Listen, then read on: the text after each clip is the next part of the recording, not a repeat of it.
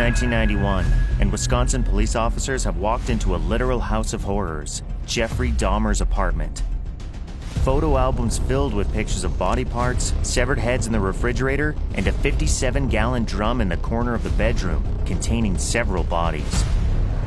For 14 years, a masterclass in police negligence allowed Dahmer to satisfy his most gruesome fantasies. That is, until an escaped victim ended the killing spree once and for all. This is How to Survive Jeffrey Dahmer. Jeffrey Dahmer, also known as the Milwaukee Cannibal, was responsible for the horrific murders of 17 young men and boys. Dahmer lured young, primarily Black, Latino, and Asian men back to his apartment with the promise of money or sex. His victims were given drug-laced alcohol before being strangled to death.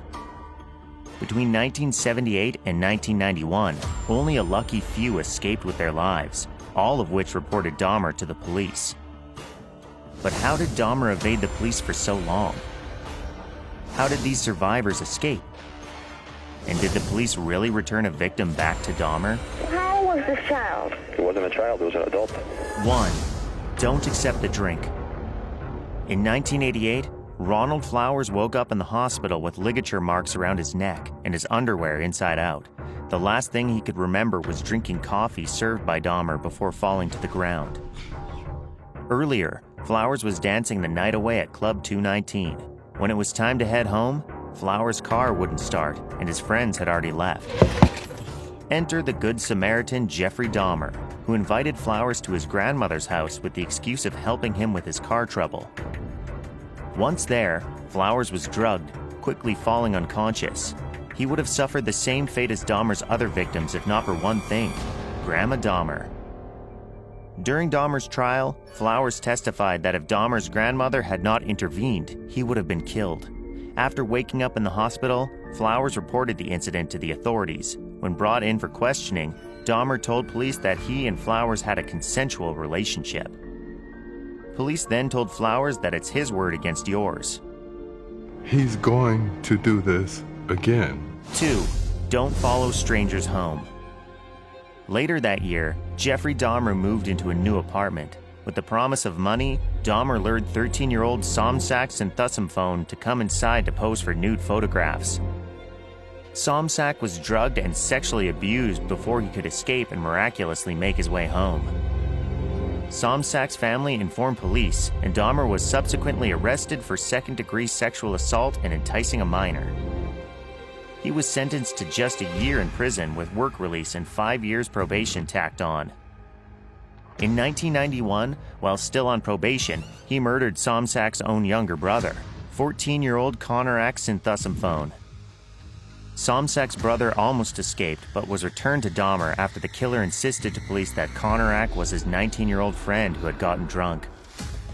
Yeah, the police gave back a 14-year-old boy to Jeffrey Dahmer. After Conorak's murder, the Synthusumphone family filed a lawsuit against the city of Milwaukee and the police department. 3. Hold police accountable. On July 22, 1991, Dahmer's terrifying murder spree finally ended, and it's all thanks to Tracy Edwards.